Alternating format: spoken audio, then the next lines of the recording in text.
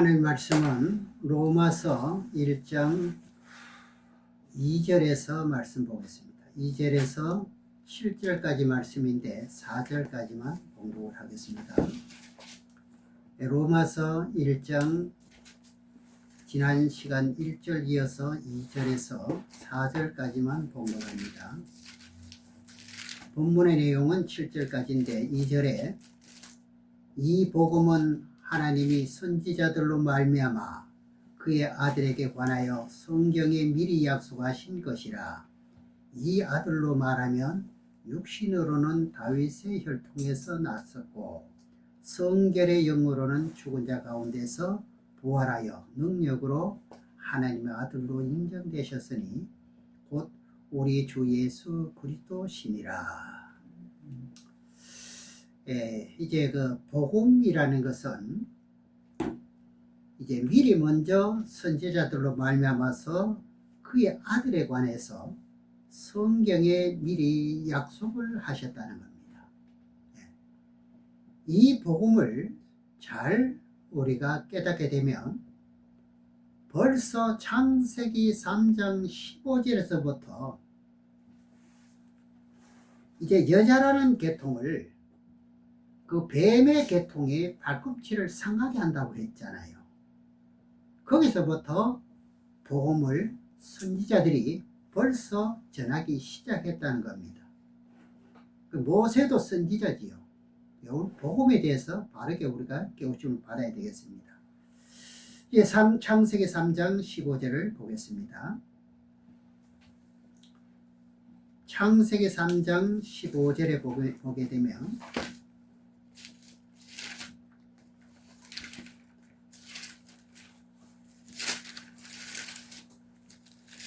내가 너로 여자와 원수가 되게 하고 너희 후손 또 여자의 후손과 원수가 되게 하리니 여자의 후손은 내 머리를 상하게 할 것이요 너는 그의 발꿈치를 상하게 할 것이니라 하시고, 뱀의 후손이 여자의 발꿈치를 상하게 했습니다. 실제로 그렇게 했습니다.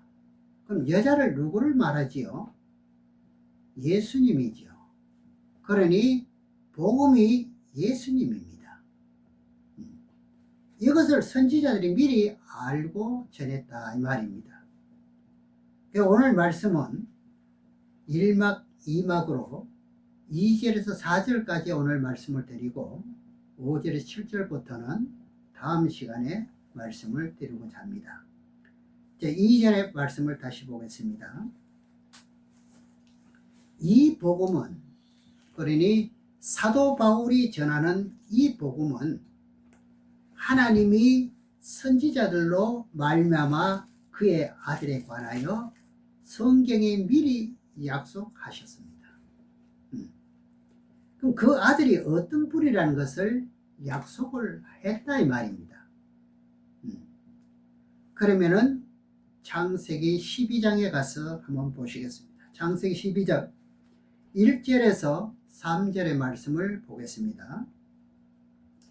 창세기 12장 1절에서 3절에 우리가 얼핏 생각하게 되면은 복음이라 할 것 같으면은 신약만 말씀하는 게 아닌가 이렇게 말씀하실 수 있는데 사실상 복음은 구약에서부터 시작되는 겁니다. 여호와께서 아브라함에게 이르시되 너는 너의 본토 친척 아비 집을 떠나 내가 지시할 땅으로 가라.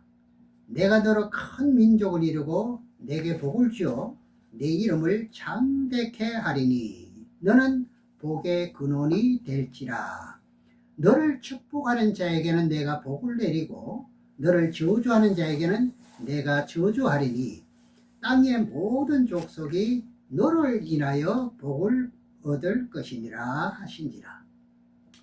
오늘 내용의 말씀을 여러분들이 잘 이제 깨닫게 되면 성경이 궁금했던 것이 많이 풀어집니다. 여기서 복음의 뜻은 선지자들이 미리 복음을 전했다고 하는데 땅의 모든 족속이 너를 인하여 복을 받게 될 대상이 누구다 말이죠? 예수 그리스도라 이 말입니다. 이것을 가지고, 이 말씀을 가지고 갈라디아서 보시면 미리 아브라함에게 복음을 전했다고 말씀하십니다. 성경은 반드시 짝이 있다는 것을 아셔야 돼요. 갈라디아서 3장 6절 9절을 보게 되면 어디에 말씀의 내용과 같으냐 할 것 같은 답이냐 할 것 같으면 창세기 12장 1절 3절까지 말씀하신 걸 가지고 아브라함에게 미리 복음을 전했다 이렇게 말씀하십니다. 그러면 갈라디아서 3장 6절에서 9절을 보시겠습니다. 갈라디아서 3장 6절 9절의 말씀을 보겠습니다.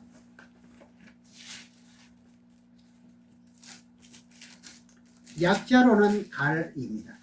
갈라디아서 3장 6절에서 9절의 말씀을 보겠습니다. 아브라함이 하나님을 믿음에 이것을 그에게 의로 정하셨다 함과 같으니라. 그런즉 믿음으로 말미암은 자들은 아브라함의 아들인 줄 알지어다. 또 하나님이 이방을 믿음으로 말미암아 의로 정하실 것을 성경이 미리 알고 먼저 아브라함에게 복음을 전하되 모든 이방이 너를 인하여 복을 받으리라 하였으니 그러므로 믿음으로 말미암는 자는 믿음 있는 아브라함과 함께 복을 받느니라. 이렇게 되어 있습니다. 그러니 너를 인하여 땅의 모든 족속이 무엇을 받아요? 복을 받으리라 했던 그 소식이 아브라함에게 복음을 전했다는 거죠. 그러니 갈라디아서 3장 8절에 다시 보게 되면 또 하나님이 이방을 믿음으로 말미암아 의로 정하실 것을 성경이 미리 알고 먼저 아브라함에게 복음을 전하되 모든 이방이 너를 인하여 복을 받으리라 하였으니. 그러니 너를 인하여 복을 받으리라는 말씀이 어디에 기록된 말씀이죠? 창세기 12장 3절입니다. 12장 3절을 다시 보겠습니다. 너를 축복하는 자에게는 내가 복을 내리고 너를 저주하는 자에게는 내가 저주하리니 땅의 모든 족속이 너를 인하여 복을 얻을 것이니라 하신지라. 예수 그리스도를 지금 설명하고 있는 겁니다. 여기서부터 선지자들이 성경에서 미리 알고 복음을 전했다고 말합니다. 바울은요, 여기까지 꿰뚫어 보고 있잖아요. 구약에 기록된 말씀을 꿰뚫어 보고 있다고요. 그러니 성경은 반드시 창세기부터 알아야 열리는 것이에요. 그냥 중간에 갖다 대놓고 예수만 믿으면 천국, 믿지 않으면 지옥, 이런 것은요 어린아이들도 전할 수 있습니다. 이것은요, 네. 누구든지 이 말은 다 할 수가 있습니다. 성경에서 말씀하신 의도를 우리가 분명히 알아야 되거든요. 그러니까 모세오경에서도 복음을 전한 것이 무엇입니까? 모세가 이스라엘 백성들을 이끌어 인도하다 보니까 가다가 힘들고 괴롭고 어려우니까 백성들이 모세를 얼마나 원망합니까? 참 사람들은 그래요. 꼭 힘들고 괴로우면 꼭 어떤 대상을 두고 이렇게 원망을 하죠. 모세도 그랬습니다. 그래서 하나님께서 어떻게 하느냐? 불뱀을 보냅니다. 불뱀을 보내가지고 물려 죽게 만드는 거예요. 그러니까 죽는 것을 보고 깨닫는 거예요. 사람은 그런 거 한다 봐요. 지금도 마찬가지지요. 당신이 하나님 앞에 기도해서 불뱀을 물리치도록 해달라고 할 때 모세가 무릎 꿇고 기도합니다. 했더니 모세야, 너는 장대에다가 어떻게 하라 그럽니까? 뱀을 달라고 그럽니다. 뱀. 그것을 쳐다보는 자는 살리라, 이렇게 말씀하십니다. 그게 뭐지요? 그게 복음입니다. 복음. 복음에 관한 것을 우리가 똑바로 좀 이렇게 인식을 하고 깨우쳐야 됩니다. 자, 민수기에 가서 그 내용 보겠습니다. 민수기 21장 9절을 보겠습니다. 민수기 21장 9절에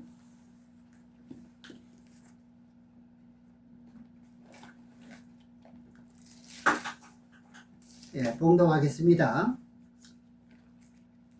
모세가 녹뱀을 만들어 장대 위에 다니 뱀에게 물린 자마다 녹뱀을 쳐다본 즉 살더라.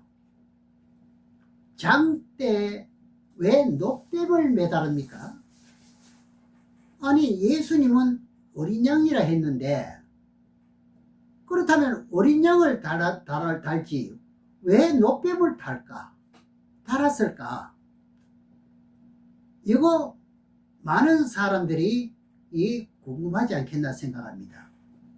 그렇잖아요. 그러나 뜻이 있어요. 뜻이.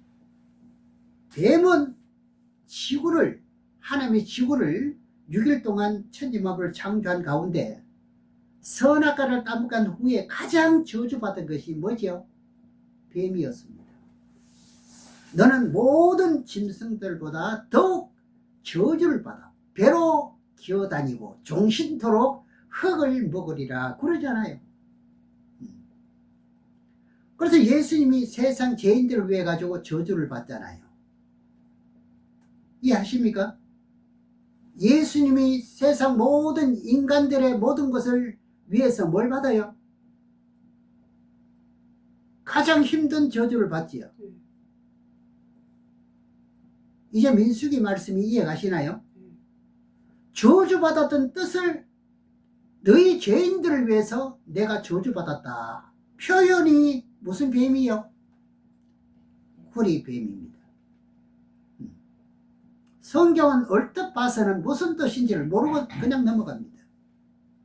그러나 이런 뜻을 알 때 신앙에 깊이가 생기는 것이고 믿어지는 믿음이 와진다 이 말입니다. 그 와지는 것은요, 우리는요 말씀으로 살았다 그러잖아요. 그럼 내 심령의 영혼을 살리고 있다는 사실을 믿게 될 때 얼마나 감사합니까? 너희들이 나를 쳐다보면 산다는 것이 복음이었어요. 그렇죠? 복음이에요.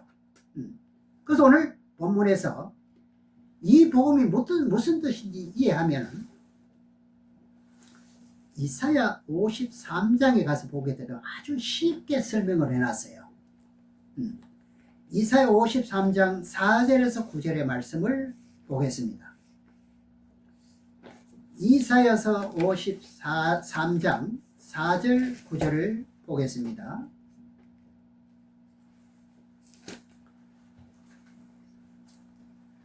그는 실로 우리의 질고를 지고 우리의 슬픔을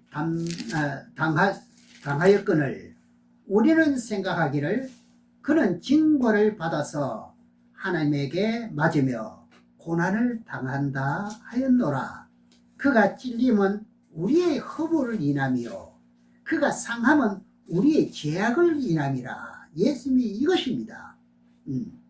그가 징계를 받음으로 우리가 화평을 누리고 그가 채찍에 맞음으로 우리가 나음을 입었도다.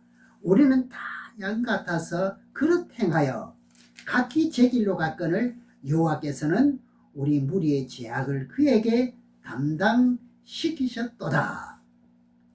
그가 곤욕을 당하며 괴로울 때도 그 입을 열지 아니하였으며 마치 도수장으로 끌려가는 어린 양과 털 깎는 자 앞에서 잠잠한 양같이 그 입을 열지 아니하였도다.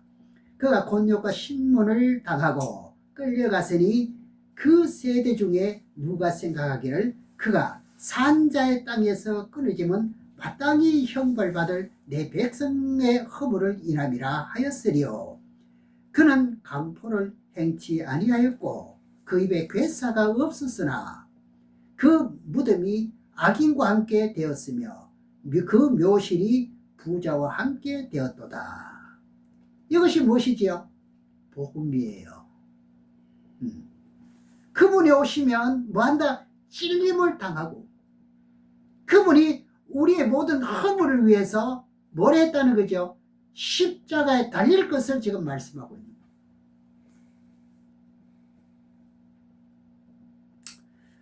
본문 2절 내용을 다시 보겠습니다. 로마서 1장 2절에 이 복음은 하나님이 선지자들로 말미암아 그의 아들에 관하여 성경에 미리 약속하신 것이라. 선지자들 전부 다 복음을 전했지요. 이 아들로 말하면 육신으로는 다윗의 혈통에서 나셨고 육신으로 다윗의 혈통으로 났다고 말합니다. 아니 성령으로 마리아의 몸으로 잉태됐는데 이렇게 생각하면 안 됩니다. 3절에 다시 보세요. 이 아들로 말하면, 그러면 사도 바울이 예수님을 소개하는데 아주 세밀하게 지금 소개하고 있는 거예요.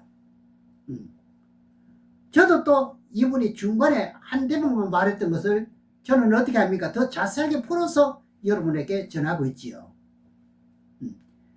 그러면서 3절에 이 아들로 말하면 육신으로는 다윗의 혈통에서 나셨고, 이 말씀이 어디서부터 시작되는가 할 것 같으면 창세기 12장 3절인데 창세기 49장 8절에서 10절까지 또 보겠습니다. 혈통이 어떻게 이어지는지 보겠습니다. 창세기 49장 8절에서 10절의 말씀을 보겠습니다. 보면은 찾았습니까? 창세기 49장 8절에서 10절까지 보면 유다야 너는 내 형제의 찬송이 될지라. 내 손이 내 원수의 목을 잡을 것이요 내 아비의 아들들이 내 앞에 절하리로다. 유다는 사자 새끼로다. 내 아들아 너는 움킨 것을 찢고 올라갔도다. 그의 엎드리는 웅크림이 수사자 같고 암사자 같으니 누가 그를 범할 수 있으랴. 홀이 유다를 떠나지 아니하며 치리자의 지팡이가 그 발 사이에서 떠나지 아니하시기를 누구 오실 때까지요? 실로가 오실 때까지 미치리니 그에게 모든 백성이 복종하리로다. 이제 이해가 좀 되시죠? 예수님께서 다윗의 혈통으로 나셨는데 다윗의 혈통을 이제 창세기 49장 8절에 10절에 모세가 이스라엘 12족속에게 예언한 것이 유다야 너는 내 형제의 찬송이 될지라. 유다의 계통을 통해 가지고 실로가 오시면 1대 왕 사울이 폐위된 후에 2대 3대 계속 예수 그리스도가 오시기까지 왕의 자리가 이어진다는 말이죠.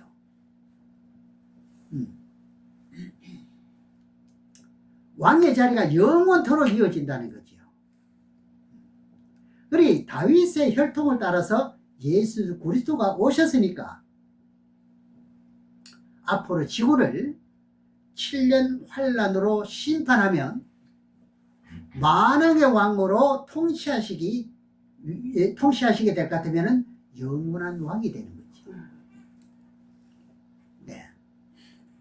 그래서 성경은요, 한 번 말씀하신 것은 변역이라는 것이 없는 거예요. 사람들은 그냥 약속도 칠때 이거 여기 놓고는 내가 언제 그랬냐 식으로 하지만은 하나님의 말씀은 변개하는 법이 없는 거예요. 곧 법이에요.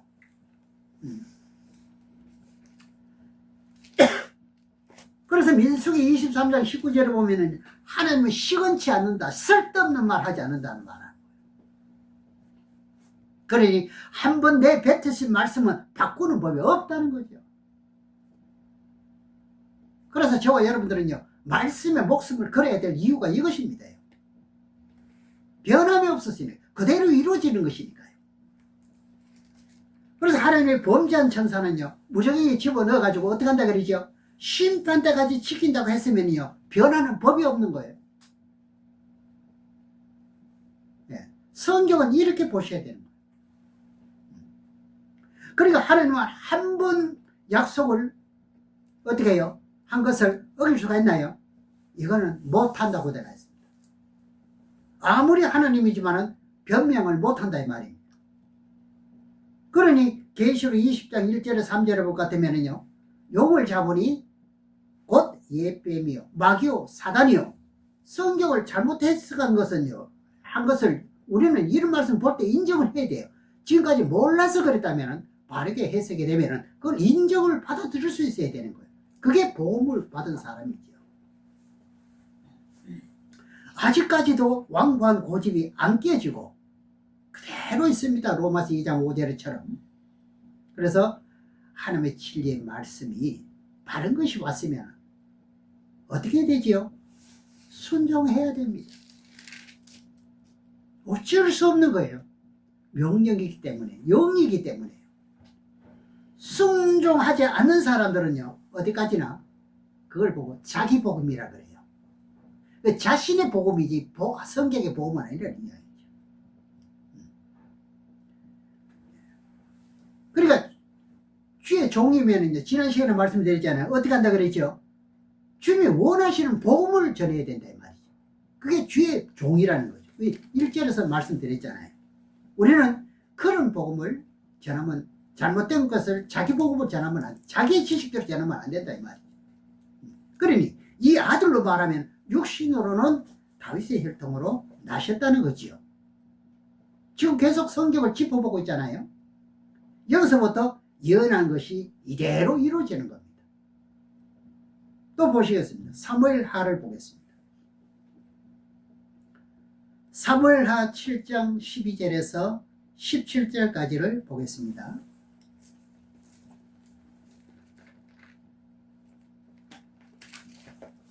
사무엘하 7장 12절에서 11절의 말씀을 보게 되면, 12절에 내 수완이 차서, 이 말씀은 누가 누구를 보고 말하느냐? 나단 선지자가 다윗 왕을 보고 예언하는 말씀이에요. 내 조상들과 함께 잘 때 내가 내 몸에서 날 자식을 내 뒤에 세워 그 나라를 경고케 하리라. 저는 내 이름을 위하여 집을 건축할 것이요 나는 그 나라 위를 영원히 경고케 하리라.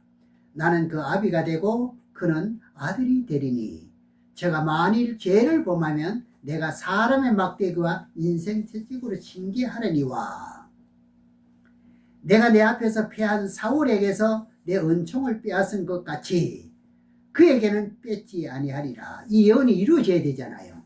징계를 하지만은 그 뺏지는 않습니다. 내 집과 내 나라와 내 앞에서 영원히 보존되고 내 위가 영원히 경고하리라 하셨다 하라. 나단이 선지자입니다. 이 모든 말씀과 이 모든 묵시대로 다윗에게 고하니라. 나단 선지자가 예언을 받아가지고 당신은 이제 나이가 많아 기운이 지니 죽을 터이니 죽어서 어디로 돌아가요? 조상에게 돌아가지만 네 뒤에, 그러니까 다윗 왕 뒤에 솔로몬 왕을 세워서 어떻게 합니까? 그 사람이 실수하고 범죄하면 어떻게 한다지요? 사람의 막대기와 징계로 한대요. 잘못된 것은 자기가 그 모든 것을 받아야 되잖아요. 그러니까 사울왕은 하나님의 말씀을 한 번 어김으로 폐위시켜버렸지만 내가 내 혈통을 따라서는 잘못된 것은 내가 책망할지언정 왕의 자리는 피하지 않는다는 겁니다. 그러니까 끝까지 갔잖아요. 솔로몬도 마지막에는 잘못한 게 많았잖아요.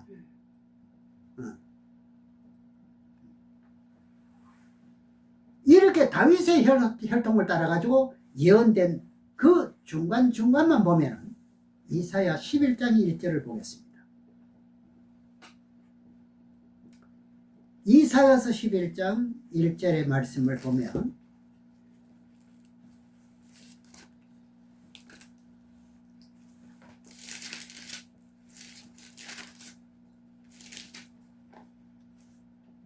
이새 줄기에서 한 삭이 나며 그 뿌리에서 한 가지가 나서 결실할 것이요. 이새 줄기에서 한 삭이 나면 누구를 지칭하는 말이지요?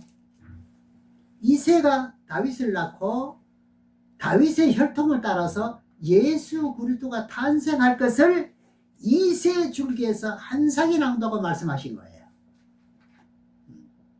그러니 이 족보, 이 자세하게 족보를 이제 설명한 것이 마태복음 1장입니다. 예. 그래 마태복음 1장 1절에서 21절까지 다윗의 혈통으로 태어난 것을 설명하고 있거든요. 마태복음 1장 1절에서 6절까지만 봉독하고 다 보면 좋지만 그 다음에 건너뛰어서 17절을 보겠습니다. 1절에서 6절까지 마태복음을 보겠습니다.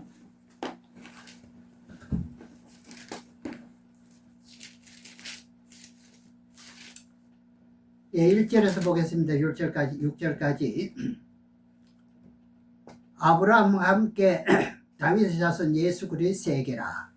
아브라함이 이삭을 낳고 이삭은 야곱을 낳고 야곱은 유다와 그의 형제를 낳고 유다는 다말에게서 베레스와 세라를 낳고 베레스는 헤스로를 낳고 헤스로는 람을 낳고 람은 아미나답을 낳고 아미나답은 나손을 낳고 나손은 살몬을 낳고 살몬은 라합에게서 보아스를 낳고 보아스는 룰에게서 오벳을 낳고 오벳은 이새를 낳고 이새는 다윗 왕을 낳으니라. 다윗은 우리아의 아내에게서 솔로몬을 낳고, 그럼 이새 줄기에서 한 삭이 나온다고 했잖아요.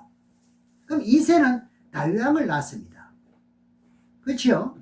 그럼 오늘 본문의 말씀 보니까 로마서 1장 2절에 보니까 3절까지 보면 이 복음은 하나님이 선지자들로 말미암아 그의 아들에 관해서 이제 성경에 미리 약속하신 것이라. 이 아들로 말하면 육신으로는 다윗의 혈통을 낳고, 그래 다윗의 혈통을 따라 가지고 이제 17절을 보겠습니다. 마태복음 1장 17절에서 21절까지 보겠습니다.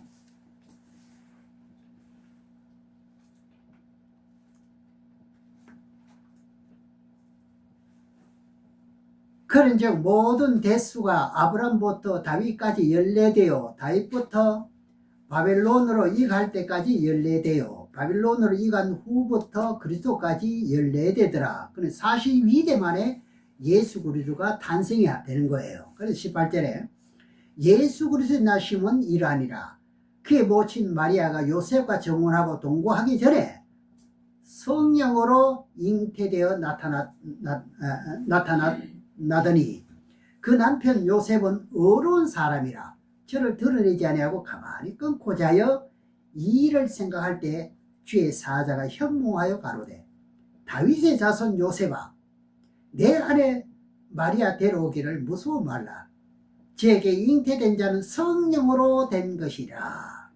아들을 낳으니 이름을 예수라 하라. 이런 그가 자기 백성을 저희 죄에서 구원할 자의심이 있느라. 여기서 말씀을 자세하게 말씀하지요. 육신으로는 다윗의 혈통으로 오셨는데 요셉은 마리아와 정혼만 하고요. 동침한 사실은 없어요. 예. 끌안고 동침한 적이 없다 이 말입니다. 그런데도 마리아에게서 잉태가 됐어요. 이것은 어떻게 잉태됐다? 동침을 해서 부정모혈로 잉태된 것이 아니라 성령에서 잉태돼서 배가 불러오는 거예요. 성령으로. 네. 그래서 여기서 말씀하시는 게 뭡니까? 요셉은 뭐한 사람이라? 어려운 사람이라 그럽니다. 만약에 오늘날같이 좀 그런 사람들 같으면 어떻게 악한 사람이면요 소문을 내고 퍼뜨렸을 거예요. 그렇죠. 망신을 주죠. 네. 나는 저 마리아하고 정화만 했을 뿐이지 잠자리 하지도 않았는데 배가 불러온다고. 악한 사람 같으면 나팔을 봅니다 그냥. 네? 이 친구 자체가 저 친구 같다가. 그런데 어려운 사람이라 나팔 불지 않았습니다. 여러분 우리는요 너의 흉을 아무거나 그렇게 말하면 안 됩니다. 그래서 얼마나 복받을 사람인지 우리 알아야 되잖아요. 복받을 사람들은 벌써 이게 다른 거예요. 여기서부터 하나님 비밀이요. 비밀을 끌어안고 살아가는 거예요. 그러니까 이 사람이 뭘 받을 사람이에요? 복을 받는 비결을 아는 거예요. 우리도 지금 뭘 아는 거예요? 복 받는 비결을 지금 배우는 거예요, 지금. 그렇죠? 만일 요셉이 나팔을 불면 마리아는요, 돌에 맞아 죽어요. 율법에 그렇거든요. 외간 남자와 결혼해가 임신을 했을 것 같으면 결혼을 할 것 같으면 그 사람은 어떻게 해요? 돌로 때려 죽입니다.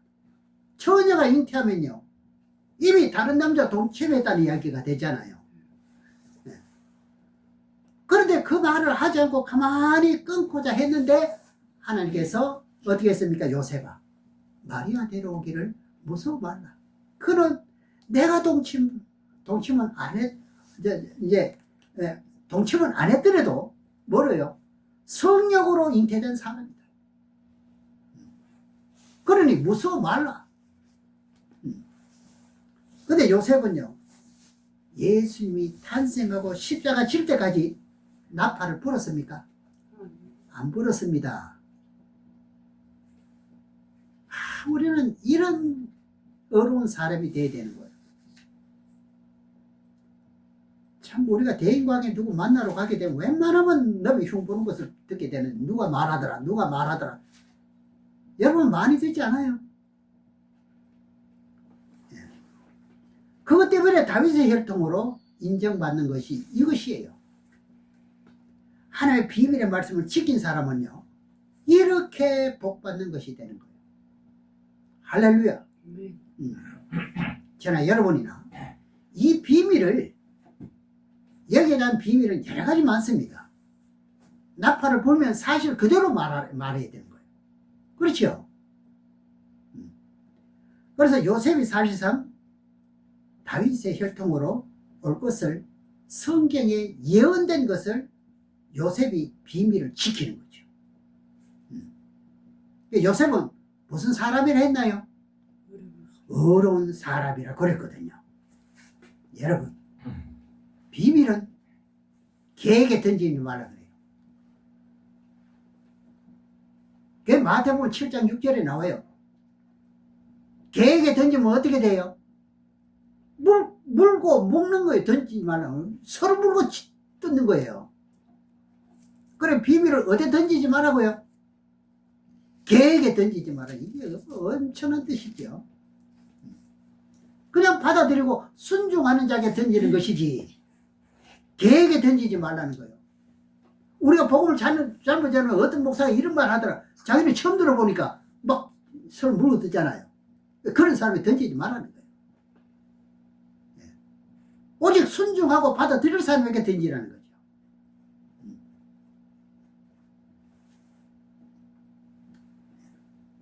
그리고 그 사람이 안 받아들이면요, 먼지를 발에 털어버리라고 합니다. 그것이 증거가 된다는 거죠. 그래서 하나님이 심판한다는 겁니다. 이것이 하나님의 복이라는 거예요. 우리가 해야 할 일은 바로 이것이에요. 그래서 오늘 본문 말씀 한 구절 한 단어를 세심하게 생각해 보면 로마서 1장 2절 4절까지 보겠습니다. 로마서 1장 2절에서 4절까지. 이 복음은 하나님이 선지자들로 말미암아 그의 아들에 관하여 성경에 미리 약속하신 것이라. 이 아들로 말하면 육신으로는 다윗의 혈통에서 나왔었고 성결의 영으로는 죽은 자 가운데 부활했잖아요. 하나님의 영은 무슨 영이죠? 성결의 영이라 그러는 거예요. 성결의 영은 죽은 자도 살리는 거예요. 4절에 성결의 영으로는 죽은 자 가운데 부활하여 능력으로 하나님의 아들로 인정되셨으니 곧 우리 주 예수 그리스도시니라. 왜 성결의 영으로는 죽은 자 가운데서 부활하셨다는 중간에 빠진 말씀을 우리가 찾아야 되지요. 욥기서에서 한번 보겠습니다.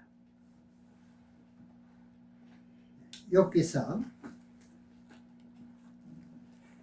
33장 4절에 보겠습니다.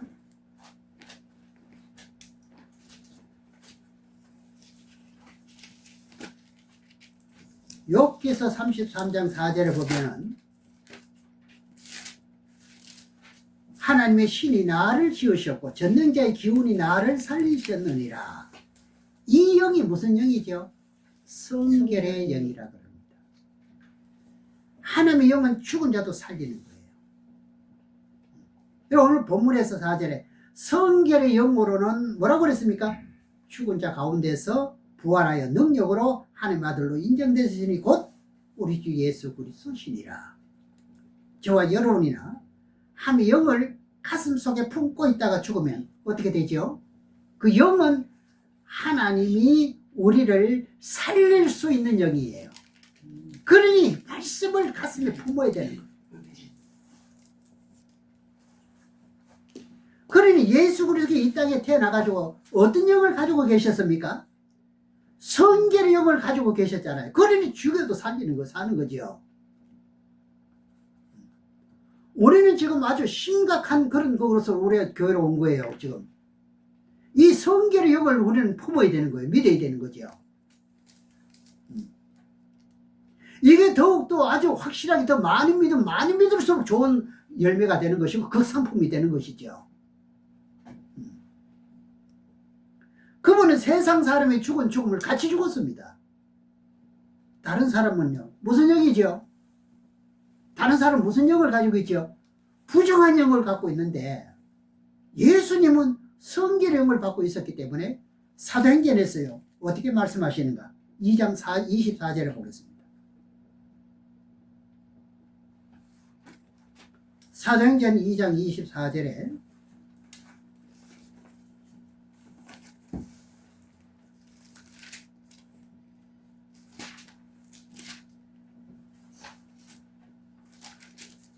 하나님께서 사망의 고통을 풀어 살리셨으니 이는 그가 사망에 매여 있을 수 없습니다. 왜요? 예수님은 성결의 영을 가지고 계시기 때문에 어떻게 해요? 하나님의 영은 살리는 영이잖아요. 그러니 성결의 영으로 죽은 자들 가운데서 부활하셨다는 표현을 이렇게 하시는 거예요.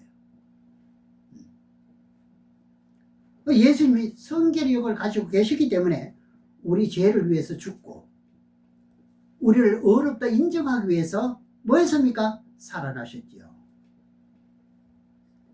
그것을 로마서 4장 25절에서 설명을 하고 있습니다. 그래서 예수님이 우리들의 죄를 위해서 죽으셨다 할지라도 부활이 안 되면 어떻게 될까요? 결국 하나님의 아들로 인정이 안 되잖아요. 네. 우리도 죄에서 해결 안 되잖아요. 그 말씀만 한 절 더 말씀을 보고 다음 시간에는 이제 5절에서 말씀을 보도록 하겠습니다. 계속 로마서를 계속 이어갈 것입니다. 특별한 사정이 없으면 로마서 4장 25절에 예수는 우리 범죄함을 위하여 내어줌이 되고 또한 우리를 어렵다 하심을 위하여 살아나셨느니라.